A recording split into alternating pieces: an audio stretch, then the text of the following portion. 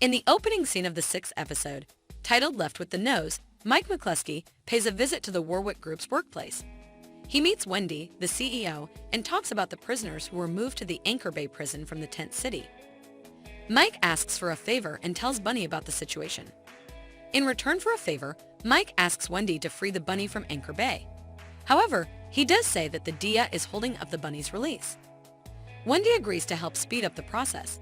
The companions of Bunny pay a visit to Big Hush in Anchor Bay and discuss the solitary confinement of Bunny. However, a prisoner attacks the group after Lewis's death, causing chaos. Mike calls Kareem and demands that Bunny be released from solitary confinement while the guards remain silent. Kareem, on the other hand, asserts that Anchor Bay does not accommodate him. Mike believes that the guards at Anchor Bay are killing new inmates to balance the number of brown and black prisoners. Kareem is instructed by him to discover who is in charge in Anchor Bay as a result. Kyle is having mental health issues, so he builds sheds, but his actions are bad for Tracy. When Mike, Ian, and Kyle meet Robert Sawyer, he tells them that he is being investigated for his role in the riots that took place in prisons.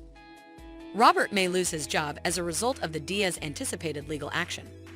Mike, on the other hand, is willing to handle things. Milo Hunter's bear bonds were stolen from the TPD evidence room, which Kyle later admitted to doing.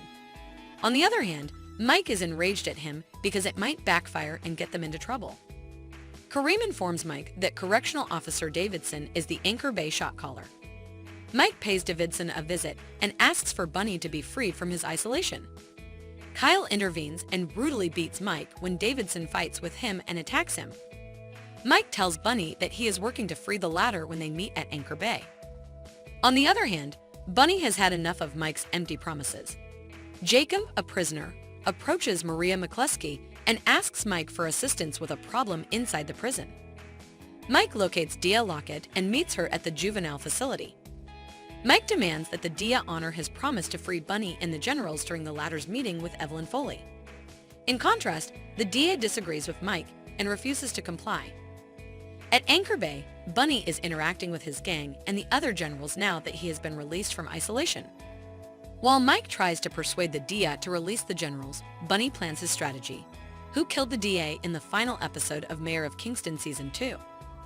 Mike attempts to convince Dia Lockett to free Bunny and the other gang leaders during the episode's final act. Mike asserts that the office and the criminals made a deal to maintain peace in Kingstown. However, the city may face difficulties if Dia Lockett does not uphold his promise. In contrast, the DA asserts that they have imprisoned the most powerful criminals in Kingstown. He therefore breaks the original agreement and does not intend to release them. Mike becomes enraged as a result and threatens to sue the DA. Mike decides to attribute the hunter's escape to the DEA. However, if Bunny and the other leaders are freed by the DEA, Mike will help the DEA capture Milo. On the other hand, one of the gang leaders approaches Bunny while he is in prison and makes an offer to increase his resources so that the gang leader can move. Bunny is receiving assistance from the other leaders as he plans something that will get him out of prison.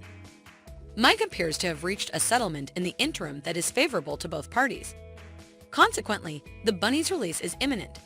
The episode ends with a shocking twist that shows a mysterious shooter killing Dia Lockett. Consequently, Bunny's decision to take matters into his own hands makes the situation even worse. The conclusion of the episode suggests that Bunny used his newfound resources to kill Dia Lockett. Now that the DEA is out of the way, it's likely that Evelyn will take over. Consequently, Evelyn can be persuaded to sign the release letters by Mike. On the other hand, the death of Dia will be looked into, and it could be related to Bunny. Consequently, Bunny's desperate actions not only foil Mike's plan, but also make Mike's situation even worse. The manner in which Mike responds to the Deza's aftermath will have to be seen by viewers. Thank you for watching, and if this is your first time viewing our channel, please subscribe and click the bell icon to receive notifications of new videos.